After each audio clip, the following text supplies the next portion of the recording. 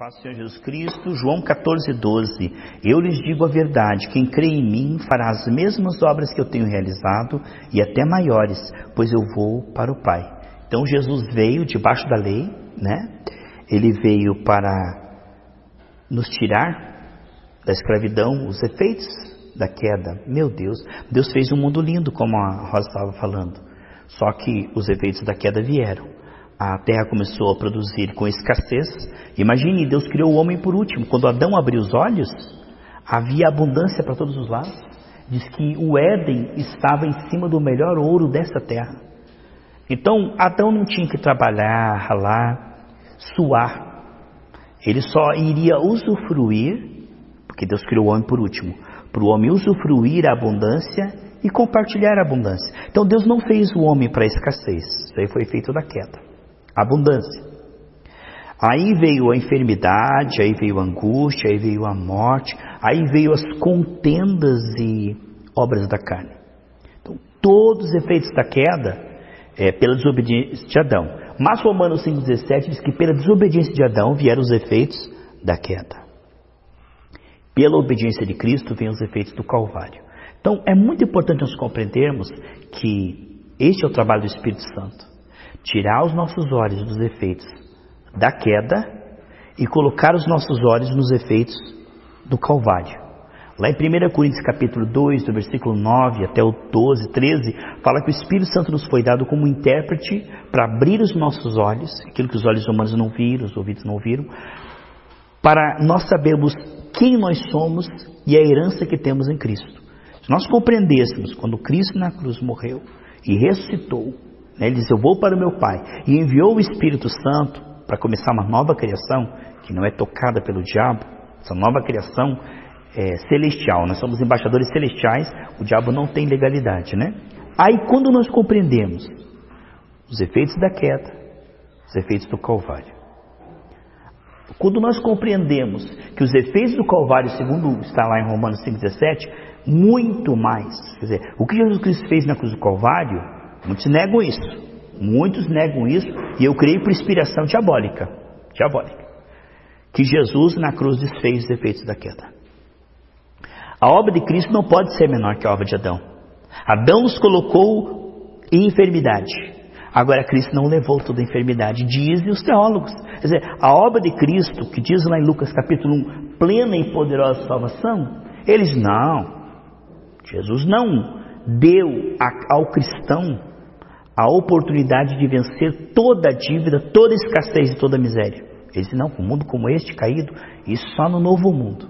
É como se mudasse o nome do Senhor. Ele diz, eu sou o Senhor que te sara, mudar para eu sou o Senhor que vou te sarar lá no céu. Quando nós temos uma teologia sadia e cremos, por revelação, que os efeitos do Calvário são muito maiores que os efeitos da queda, que a obra de Jesus dá de 10-0 na obra que veio pela desobediência de Adão com a serpente.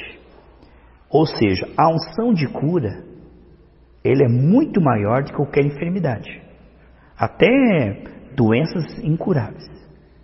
Quando eu vejo a facilidade, Jesus diz assim, vão e curem todos os enfermos que houver naquela cidade. Nós não conseguimos compreender a abrangência de uma frase como essa. Para eles serem curados, tem que estar na cidade que você está, só isso. E vocês chegarem até eles. Ele não diz, olha, menos DST, né? Menos doença. Não, ele não.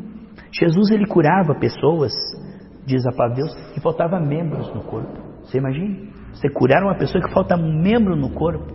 Você põe a mão, nasce, né? Rapidamente. Tem uma passagem que a pessoa tinha uma mão seca, atrofiada, e Jesus ora por ele e volta. É que a gente precisa de comunhão continuada com o Senhor para chegar a essa revelação. Essa revelação é o seguinte, que os efeitos do Calvário chama-se de riquezas encobertas. A Bíblia diz em Isaías, eu revelarei as riquezas encobertas. Quando o homem pecou, Adão e Eva pecaram, os olhos foram abertos para os efeitos da queda. Jesus chega para a nação mais religiosa do planeta, está ansioso e preocupado. Jesus diz, não andeis preocupados com o que comer, o que vestir, o vosso Pai sabe, mas buscai, pois, o reino de Deus, sua justiça em primeiro lugar, essas coisas serão acrescentadas. Então, aonde havia comunhão com Deus, agora há medo, ansiedade, preocupação, inimizade, ódio, mágoa, impureza, preguiça. O sentido do homem foi afetado. Por causa da queda, o homem está afetado pelos efeitos da queda. Agora, qual é o trabalhar da graça? Tirar os nossos olhos dos efeitos da queda e revelar os efeitos do Calvário. Quando nós formos impactados, isso leva tempo, com os efeitos do Calvário, veja os discípulos que andaram com Jesus, lá em Atos dos Apóstolos. Eles foram tão afetados por quem Jesus era e fazia, que eles fizeram a mesma coisa. Jesus diz lá em João 14,12, quem crê em mim fará as mesmas obras e fará maiores. Então, a fé que nós estamos falando não é uma fé religiosa. Se perguntar para 50 pessoas aí, quem crê na cura divina? Levanta a mão, né? Poeticamente, as pessoas vão levantar a mão. Mas não é disso que nós estamos falando. Quando nós falamos da manifestação da glória, nós estamos falando de crer a ponto de transformar isso em obras. A fé sem obras é morta. Quando nós falamos da fé bíblica, a fé do começo da igreja aqui, eles criam a ponto de assumirem aquilo como uma realidade e manifestarem aquilo. Então, que nós possamos, nesses últimos dias da igreja, ter uma igreja ainda mais gloriosa do que teve em Atos dos Apóstolos. Porque o Atos dos Apóstolos é lindo, mas não é tudo. Eles estavam começando, eles eram imaturos. Então, o padrão não é Atos dos Apóstolos. Você pode superar a igreja de Atos dos Apóstolos. Porque hoje nós temos 20 séculos de história. Aprendemos bastante com a igreja, o que ela passou, o que ela aprendeu. Então, hoje nós não precisamos ser uma igreja menor do que a igreja de Atos dos Apóstolos. Podemos superar isso. Olha, os efeitos do Calvário são muito superiores. Agora você imagina, você vê a doença, aquilo te afeta. Puxa, está doentinho, está enfermo. Isso nos afeta. Isso é da queda. O milagre da graça é que nós sejamos mais conscientes do que? Da unção disponível. A unção disponível é para curar qualquer enfermidade. Quando as realidades espirituais forem reveladas, nós chegaremos a um ponto de crer mais na abundância do que na escassez. Nós vamos superar o Éden, porque o Éden não é o padrão. O Éden eles não tinham comido da árvore da vida. Então, mas o que havia no Éden? Aqui vemos a mente de Deus. Você quer ver como é que é o plano de Deus para nós? Ele criou o homem na abundância para viver para sempre, com saúde, com paz e mais semelhança. Aí veio o governo do diabo, quando Adão e Eva ouviram a serpente, veio doença, angústia, opressão, contenda, enfermidades, dívida, tudo isso é o governo do diabo.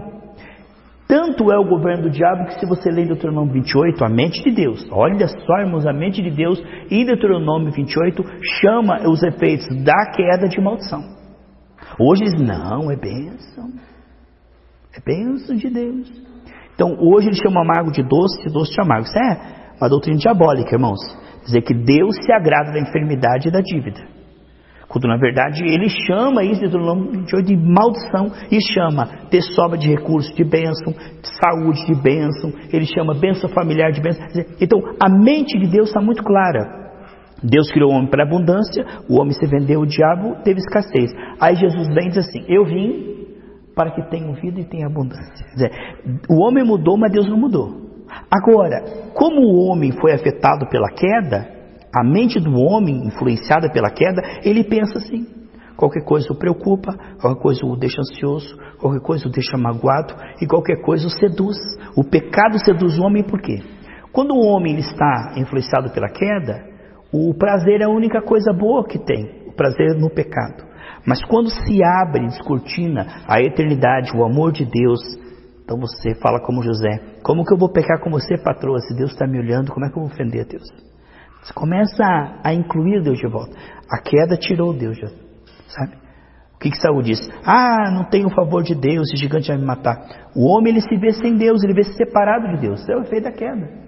O que eu faço agora? Como é que eu pago agora? Eu tenho 50 reais no bolso e minha conta é 120. Veja a queda? A queda você se vê sozinho, desamparado, em desvantagem, separado de Deus. Mas a graça vai abrindo os seus olhos. Deus está comigo. Aí o salmista diz, ainda que eu passe pelo vale da sombra da morte, não temerei, porque Deus está comigo. Quer dizer, essa percepção que Deus está comigo, Deus é maior. Deus está comigo e os recursos dele são meus. Eu posso contar com a sabedoria dele, com o poder dele, com os recursos dele.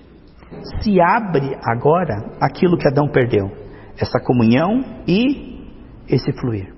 Amados, como nós precisamos de uma doutrina continuada. Sabe, hoje você chega num colégio, começa a aprender raiz quadrada, explica mais ou menos 3 aulas, quando não está começando a pegar a raiz quadrada, ele pega e muda para álgebra e já passa a semana que vem a aula de inglês.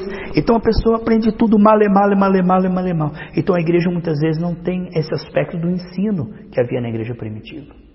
Você vai, a campanha, não sei o que lá, aí passa assim, aí a pessoa ela aprende superficialmente um monte de coisa e não se especializa em nada, faz 4 faculdades e sai de lá não sabendo absolutamente nada. Então, na igreja primitiva, em Atos dos Apóstolos, havia um estudo continuado. Paulo diz lá em Atos 20, durante 3 anos e meio eu ensinei vocês. E agora entrego a vocês essa palavra que eu ensinei. Hoje nós precisávamos, com certeza, na igreja moderna, uma igreja voltada ao ensino. A Bíblia diz, meu povo está perecendo por falta de conhecimento. Hoje vemos, a maioria dos cristãos não conhece sua identidade, a sua natureza, a sua posição em Cristo e a sua condição. Paulo orou lá em Efésios capítulo 1, do 16 ao 19. Eu oro para que os seus sentidos espirituais sejam abertos, para que eles saibam quem eles são, o que eles têm, o que eles podem em Cristo. Então, hoje, o que nós vemos muitas vezes, os cristãos que dizem assim, eu sou um pobre pecador lavado no sangue de Jesus. Isso é uma esquizofrenia espiritual. Porque se o sangue te lavou, o Cordeiro de Deus que tira o pecado do mundo, se o sangue te lavou, você não é mais um pecador. Você era um pecador até receber Jesus. No momento que você recebeu Jesus, você foi santificado. Você nasceu de Deus. Então, não há nenhuma carta que Paulo escreve aos pecadores da Galácia, aos pecadores de Efésios, mas o chama de santificado, de santo. Então, diz Provérbios 23:7, como eu me vejo por dentro, assim é que vai ser que eu sou por fora. Não adianta eu fingir por dentro, por fora, não adianta. A realidade é essa, a revelação. Então, quando uma pessoa, ela não sabe quem ela é, porque a serpente diz que ela é o quê? Ela é escrava. O povo de Israel se via lá como gafanhoto, como incapaz. Então, o que a revelação faz? Amados, coisa mais linda. Provérbios diz, sobre tudo, busca o conhecimento, busca a sabedoria. Se o diabo está matando através da ignorância, conhecereis a verdade vos libertará. Se nós estivermos tão convictos aqui dentro, mas tão convictos, irmãos, de que realmente somos uma nova natureza, temos uma nova condição, uma nova posição, se nós tivermos isso, nós vamos ver o despertar de uma igreja com obras, irmãos. Porque orar pelos enfermos passa a ser dizer o nome de Deus em vão. O Senhor diz, não diga o nome do Senhor Deus em vão. A oração, irmãos, ela será em vão sem virtude, sem unção. Você ali está enganando o povo, está blasfemando contra o nome do Senhor, e o diabo continua ali. E o diabo continua rindo. A enfermidade continua ali, as dívidas continuam ali, os efeitos da queda continuam ali, as pessoas continuam carnais e mundanas. O que significa? Isso é uma obra mentirosa. Então, orar pelos enfermos se torna uma blasfêmia, porque Jesus nunca orou por enfermos, ele expulsava a enfermidade, né? Jesus nunca mandou orar por enfermos, ele nunca disse assim, vão lá e orem pelos enfermos, curai os enfermos. Você veja, isto é uma coisa assim que nós podemos ver. Chega numa padaria e diz assim, você tem pão? Não, nós não temos pães. Peraí, vocês são uma padaria, né? Se espera que tenha pães. Agora, a igreja que não tenha unção, virtude, cura, libertação, prosperidade, vida sendo transformada, então, na verdade, é uma fraude. Porque a religião, ela só existe para uma coisa, para difamar a Deus. Por quê? Porque ela vem em nome de Deus e não produz nada. Imagine você ir a Deus, e não receber o que é de Deus.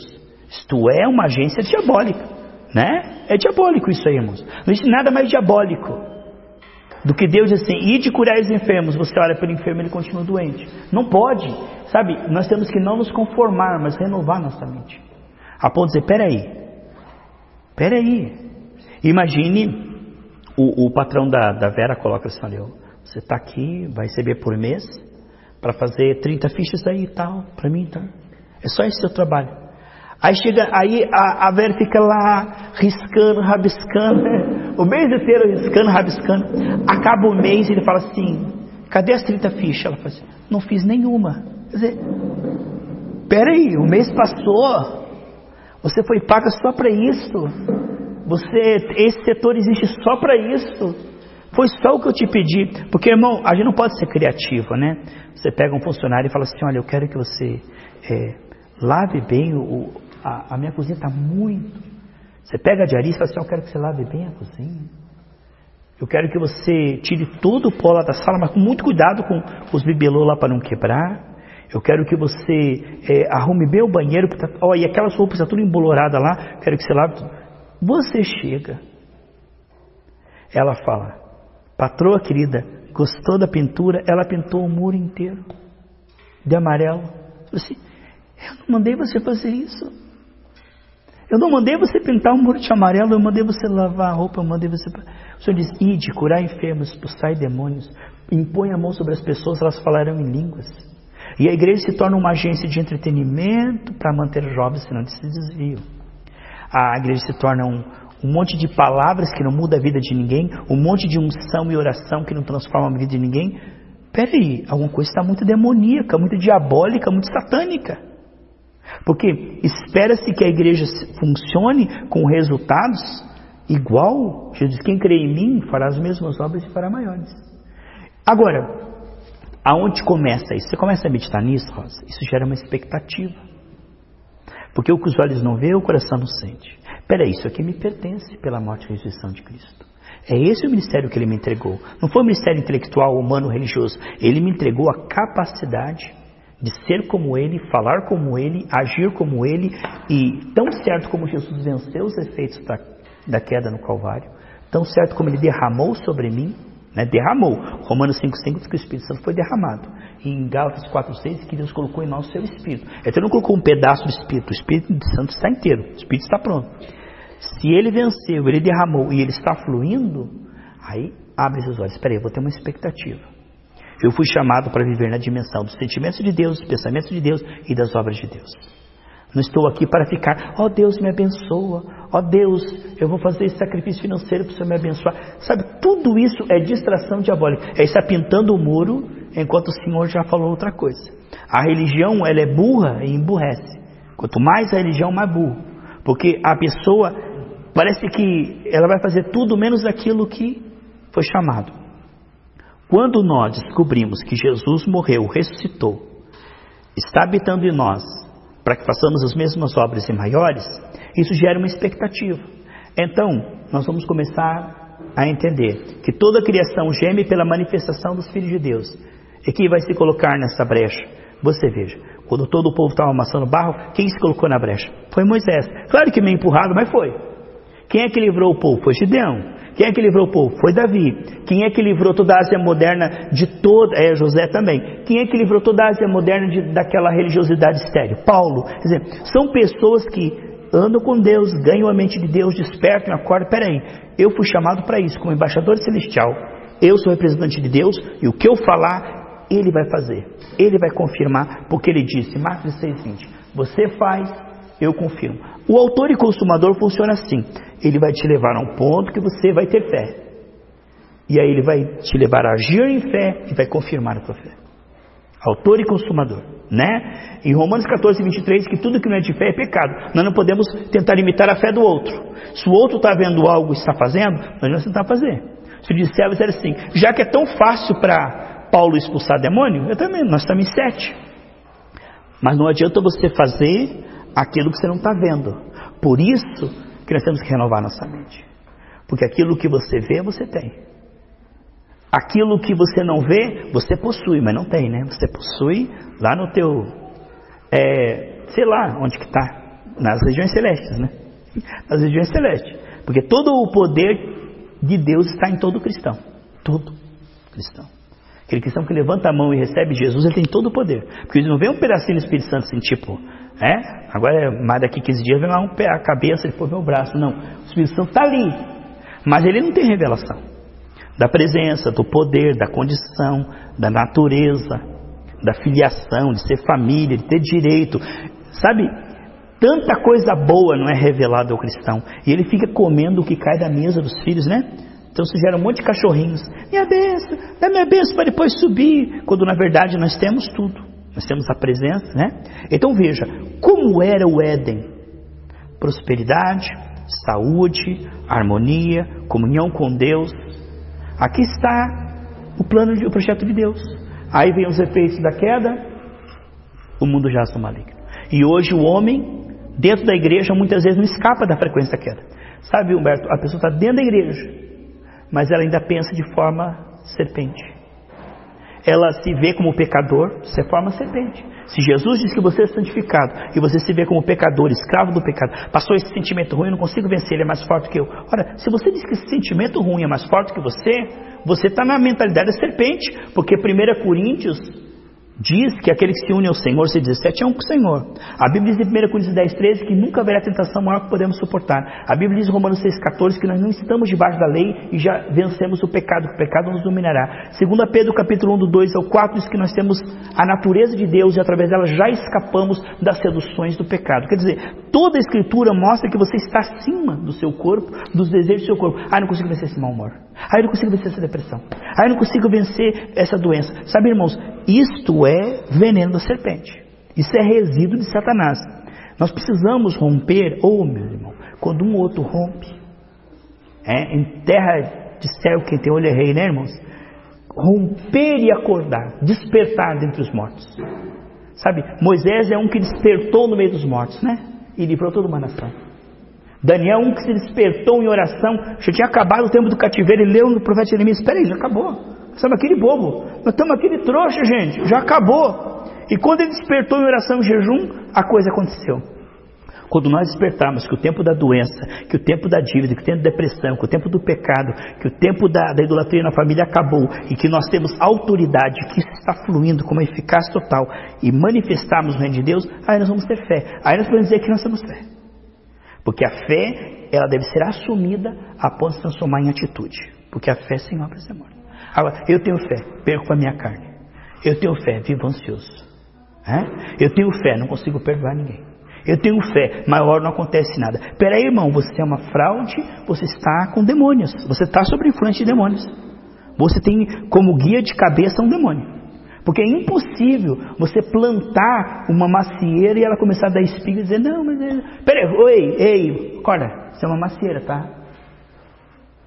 Jesus não morreu para gerar religiosos. Ele morreu para gerar filhos com imagem, semelhança, domínio, poder, vitória. E se isso não acontece, algo muito diabólico está correndo na veia da pessoa. Então, quando nós falamos de manifestar o reino, nós estamos falando simplesmente de ter fé. Antes disso aqui, o que nós temos é paganismo e religião. Nós podemos dizer que somos cristãos, na 1 João diz assim, você é cristão se fizer as obras que eu faço. Se você praticar a justiça, então você é cristão. Assim como na santidade, assim como no caráter. Então isso nos pertence gratuitamente. Não é algo que nós temos que nos cobrar, nos culpar. Não estou falando disso, irmão. Se você pega uma pessoa, mendigo, e diz que ela é teu filho, ela só precisa viver agora como seu filho, mas ela não tem a sua natureza. No caso de Deus, Deus nos deu a sua natureza. Mas a partir dali não tem que se esforçar para ser filho, ou tentar ser filho. Não, ele tem que acordar, renovar a sua mente, largar a mendicância, tirar todo aquele resíduo do passado e simplesmente usufruir aquilo. Então, quando nós falamos dessa vida abundante, não queremos assustar os irmãos com um padrão que agora vocês vão ter que alcançar. Não, mas é um padrão que já existe, está escondido, está ali latente. E quando nós nos despertarmos, irmãos, que o mesmo poder que tirou Jesus do túmulo está em nós, aguardando há décadas, e nós tentando convencer ele, oh Deus, opera na minha vida, eu vou jejuar, cura enfermo através de mim. Eu falei, ei, essa foi ideia minha, tá? Já estou decidido, não tente mudar minha mente, é tu que tem que mudar. É tu que tem que mudar, que eu já estou em você e quero curar enfermos desde o dia que você recebeu Jesus e antes disso. Então a gente tenta mudar a mente de Deus, converter a Deus, convencer a Deus. Deus me abençoou, meu Pai, me abençoou. Ei, a ideia não foi minha, eu já te abençoei com toda sorte de bênçãos. Quando tem que cair a ficha que você é um abençoado, ver-se abençoado, falar como abençoado, agir como abençoado, eu vou confirmar. Mas você está tentando me convencer, te abençoar, porque você nem sabe que eu já te abençoei e você já é um abençoado. Então, irmãos, o problema é mental. O problema é mental. É uma deficiência de revelação. Está faltando aí. O problema todo não é circunstancial. O problema de Saul não era o gigante, era mental. O problema do povo de Israel não era Faraó, era mental. Porque se Deus está com você e Deus é maior, esse problema não é financeiro, é mental. Esse problema não é de saúde, é mental. Porque se o teu corpo é templo do Espírito Santo e você tem autoridade sobre as enfermidades e Deus colocou as enfermidades sob o seu domínio, meu Deus, me acorda. Meu Deus, eu estou dormindo, eu vou acordar, Senhor. Eu vou abrir os olhos, eu estou dormindo, Senhor. Porque se eu tenho o domínio da doença, que dele esse domínio? Que dele esse domínio sobre todos os efeitos da queda, todos, né? Que Deus nos acorde, irmãos. Que hoje possa ser um dia que o colhido do Senhor bate nos nossos olhos e fala, peraí, até hoje eu fui um religioso, até hoje eu fiz orações água com açúcar, mas agora, a partir de agora, eu vou manifestar o domínio, vou manifestar a glória, porque, sabe, irmãos, isso é apenas o basiquinho, e não se assuste quando esse domínio for manifesto para a glória do Senhor.